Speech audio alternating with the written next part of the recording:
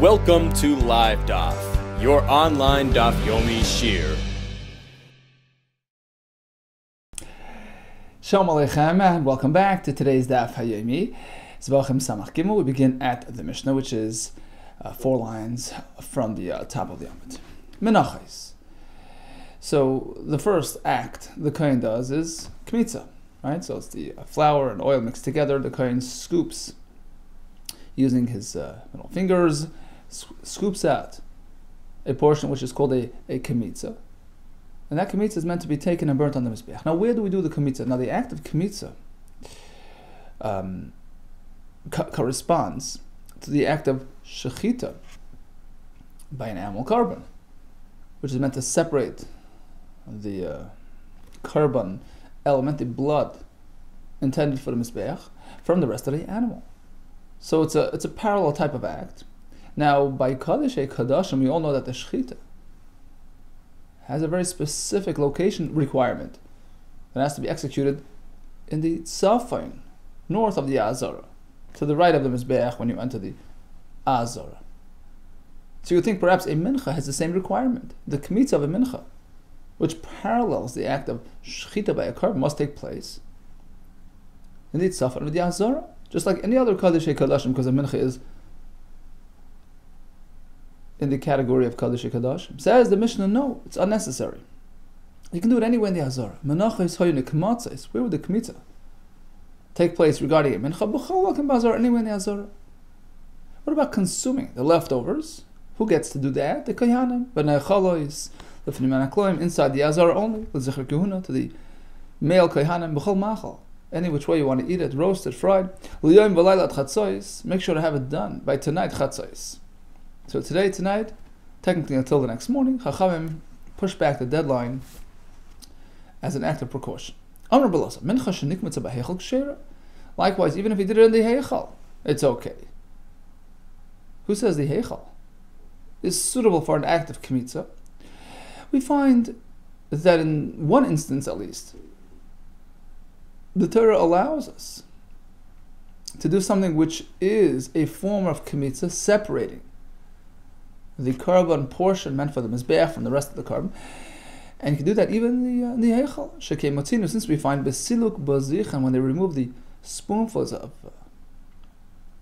the incense from the lechem upon him once a week on Shabbos, when they switch the breads,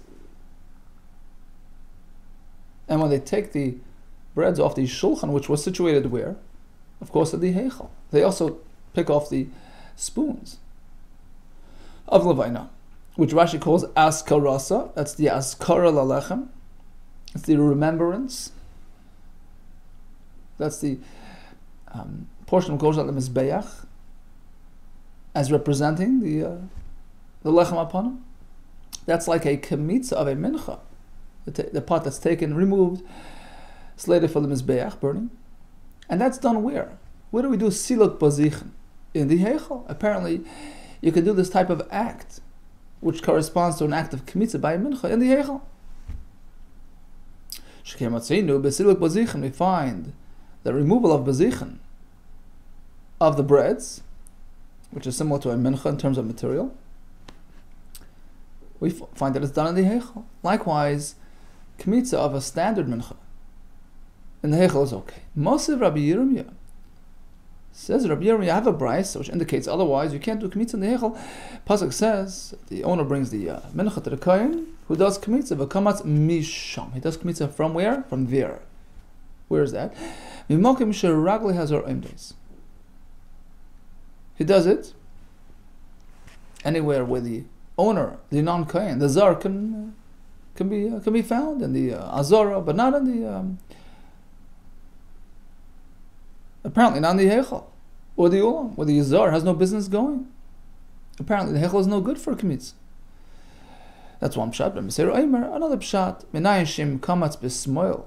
The word misham tells you. Let's say the kohen does kmitza with his left hand. He's supposed to do it with the right. He did it with the left. Can you redo it? Yeah, I can redo it. Sheyachzir, he puts back the material and into the container. Sheyachzir v'yikmitz b'min, and redoes it with his right. How do we know you can do that? Perhaps once you do it with the left, It's done deal. It's over. No, Talmud Misham. The pasuk Misham tells you, even if it's not your first time, Mimakim Shekamatz Kvar, you can do the second scoop from what you had already scooped, so you can redo it. In any case, the Brisa in the first drasha tells you that the Kmitza can only take place where the Zor has access, not the Heichal. It's a kash on Rabbi Lazar, who teaches that Kmitza and Heichal is okay. Okay, now Ikod Amri, some say who Moisevla, the same Rabbi Yirmiyah who asked the question, he also posited a solution. Ikod Amri, some say it was somebody else who proposed a solution. Amalei Rabbi Yakiva, Rabbi Yaakov, he turned to the Rabbi Yirmiyah. He says his father's name was Tachlifa. He says, Bar Tachlifa, the son of Tachlifa, in an adoring way. He says to him, let me explain to you. Asbralach, son of a great man, let me explain to you. I have an answer to your question.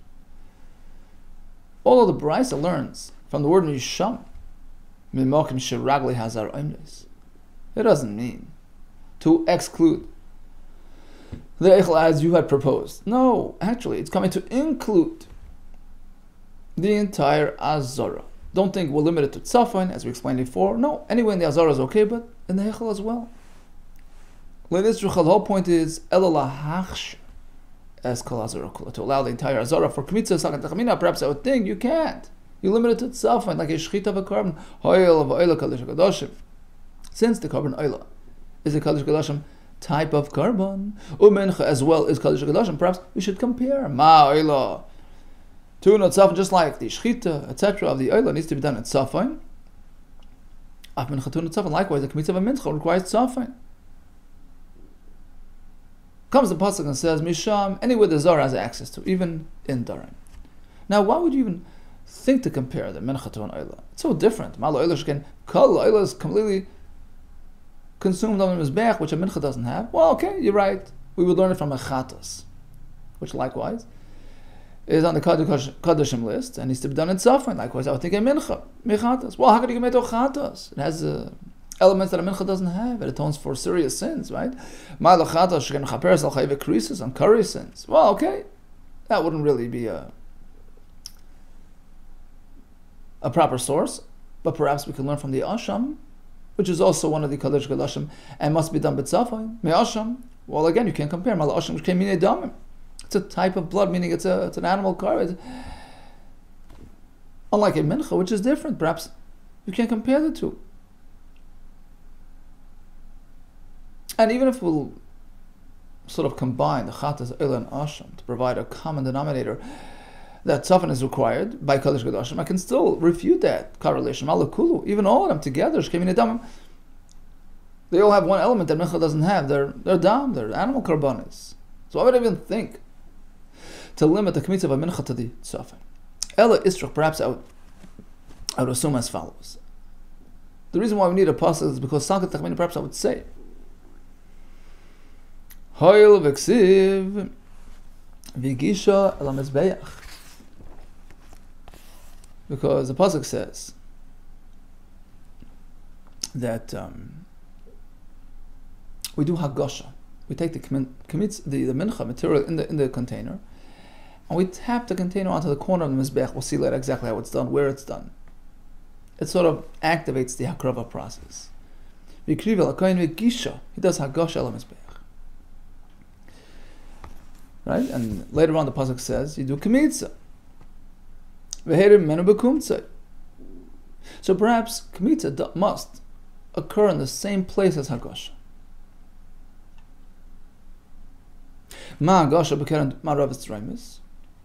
Just like the Hagasha is done the south-western corner of the Mizbeach, as we'll see later, perhaps Av Kmitza as well, must be done in the same location. Comes the pasuk v'kamatz misham to tell you, no, anywhere the Zar has access to, anywhere throughout the Azar is okay, but perhaps in the Heichel as well. We're not coming to exclude the Heichel. Kumashman, that's the point. Amar B'Yechanan. Likewise, even a karban shlamim, which is kaddishim kalam, let's say he does the shchita in the Heichel instead of in the Azar. Is it okay? Shlamim sheshachtim b'Heichel, okay, it's acceptable. Ksherin. Well, Aisha Nemar, pasuk says. We learn from this pasuk. Then the shechita of Ishlam must take place Pesach, facing the open doorway of the Heichal, right? As we learned the other day. Only after they erected the Mishkan, after the doors were open. So, if you need to face the Oil Moed, wouldn't you agree that certainly if you do it inside the Oil Moed itself, inside the Heichal, you're certainly okay? But you can't consider the tafel a secondary element, like a azara facing the Heichal to be more superior than the original itself, than the primary Heichal element. But tafel chamar min ikar, it can't be stronger than the ikar. If you can do it outside, facing inside, certainly inside itself. Meisvei, we have a kasha b'yichna b'meseiro emer. Interesting halacha. Menayin shem yekifo oiv d'gechav meskal azara. Suppose Goyim came to attack the Beis Hamikdash, surrounded the Azora, and they're lobbing in grenades and weapons. How do we know that Kohanim can now enter the Heichal structure, which is covered and protected and provides protection? To eat karbanis. Is that okay? Talmud Lemar, yeah. Because we learned that karbanis can be eaten even in the Kodesh HaKadosh. And the question is why? Do we even need a pasuk? Look, if you can eat it outside, certainly inside, right?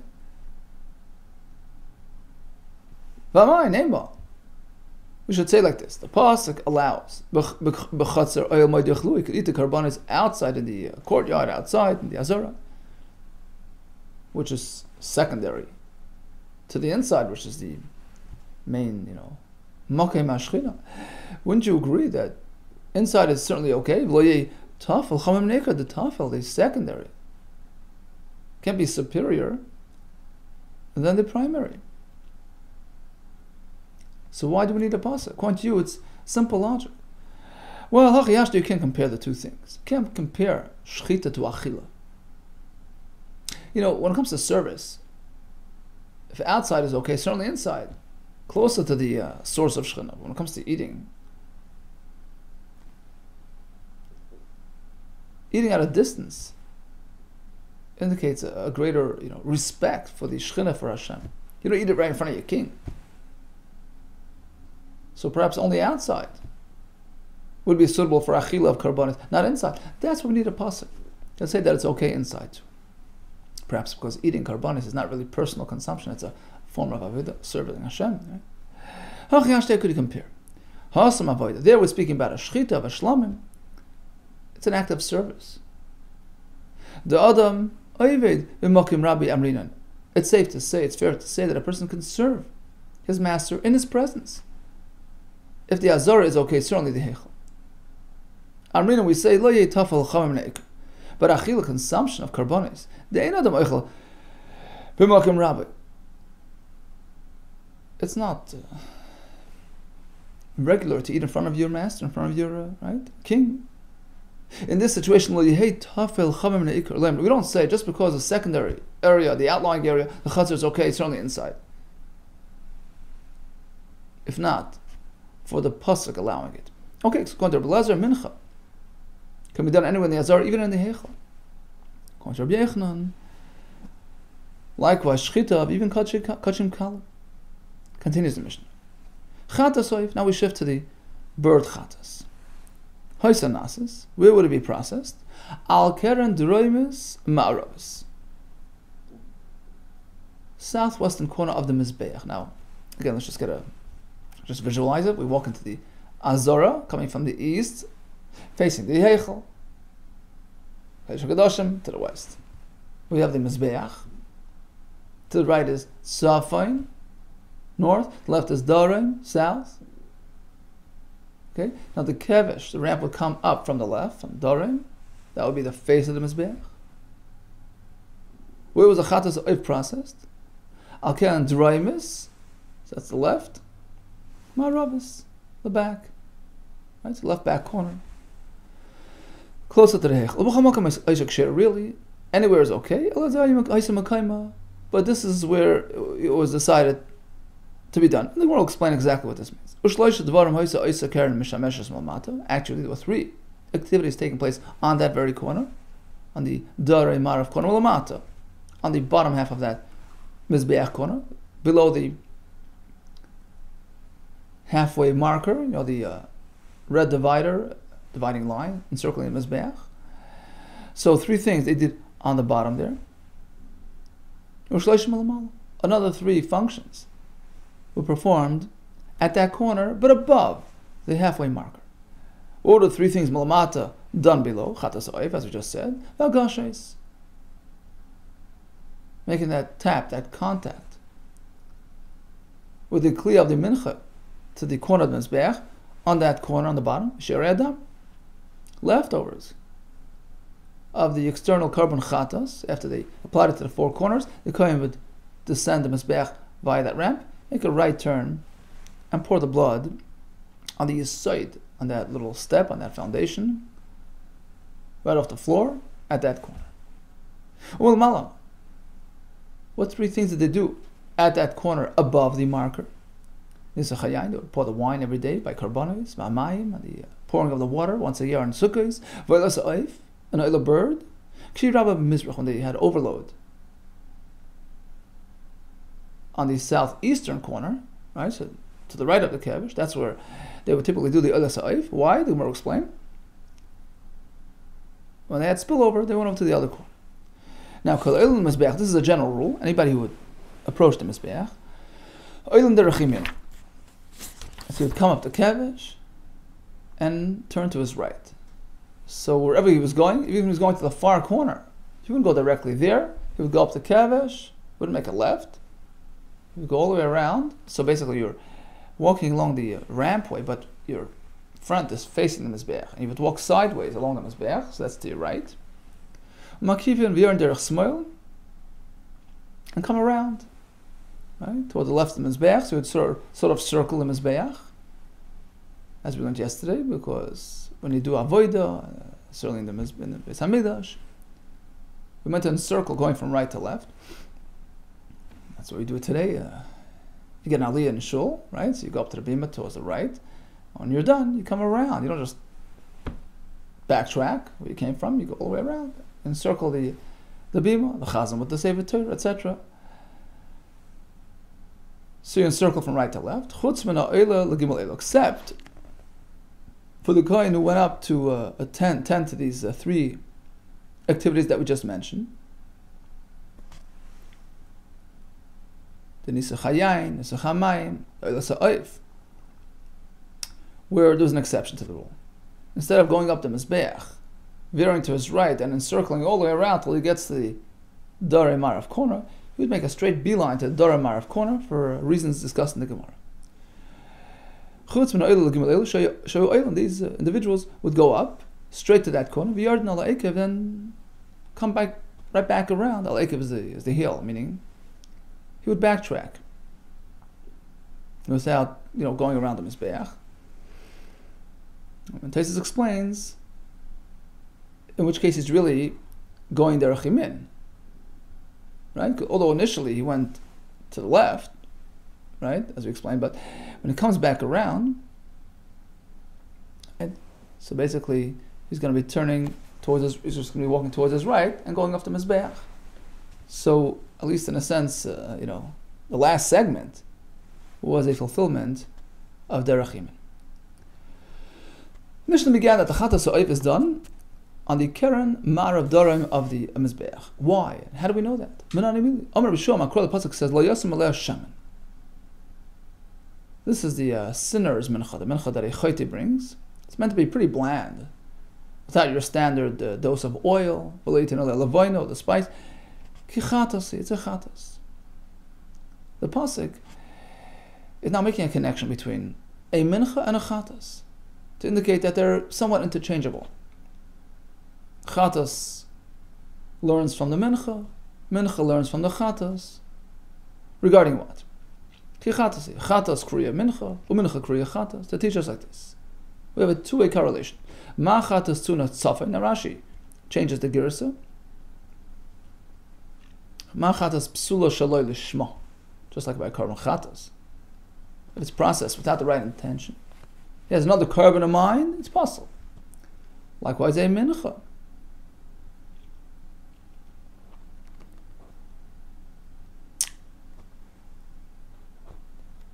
Af mincha, psulo shelo lishma. It's a mincha of a chayte, so it's like a chatos. Shelo lishma is pas. And we have a reverse connection as well. We learn from mincha to chatos. Uma mincha b'keren marav estroim. It's just like the mincha. The agosha of that mincha. Where do you tap the mincha? To the marav darim corner, to the left of the kevesh. B'keren marav estroimis, closest to the heichel. Av chatos b'keren marav estroimis likewise. A chatos is processed on that corner. How do we know that a mincha is done at that corner? Umincha gufamino, the son of a brisa. We seem to have conflicting connotations in the Pesukim as to where we do the agash of a mincha. We tap them as back, but where? Which side? Which corner? One pasuk says like this: Tzani l'fnei Hashem, facing Hashem, facing the Shechina, facing the Heichel. You would assume it means the western side of the mizbeach, closest to the Heichel, right? Yechal v'marav, tamulei mano al pnei mizbeach, to the face, to the front of the mizbeach, which is darim, right, to the left. Al pnei mizbeach, if we look at that pasuk and we follow that, Yechal b'darim, perhaps it means the darim. Tamulei v'fnei Hashem, no, you got to be on the other side. So where? Okay, tzad. How do we reconcile both psukim? At the corner. So you have marav, you have darim, you have it all covered. Magisha b'ker marav remis. You take the mincha, you tap it to the corner. Kineged chulish al-karen at the corner itself. You don't have to take the material from the kli and physically touch it. As long as the container taps, that's okay. So according to Tanakama, you do it at the marav darim corner. You've covered both psukim. Lezo Ayman, no. He says you do it on the darim side, right? Facing the face of the mizbeach, near the marav corner, not at the corner itself, but near the corner. Darim, but as close as possible, to the marav, to the heichel as you can get. Again, he sort of deals with this quandary. One pasuk says, "Ifnei Hashem," which sounds like marav, west, and not south. The other pasuk seems to say Pnei darim and not marav. What do we do? Perhaps you do the agash on the marav of that corner, or darim of the corner, meaning which way do you go? We're stuck. Amras. Here's a solution. Whenever we have two psukim which seem to be conflicting, but right, if you follow pasuk A, then you're sort of excluding pasuk B. You can accommodate pasuk B. But let's say by fulfilling pasuk B, you can find a way to accommodate pasuk A, right? So pasuk A rules out pasuk B, but pasuk B can accommodate A as well. Which one do you do? Says Rabbi Lezer, you adopt pasuk B, which allows accommodation of pasuk A. Amras kol mokem, shata moitze. In any situation that you're confronted with two psukim, shnei mikrois, echad mekayim atzma, mekayim chaver. One pasuk would be mekayim itself, but negate the other one. Right? The pasuk says marav. Marav is mutually exclusive to dar. You can't do marav and darim at the same time.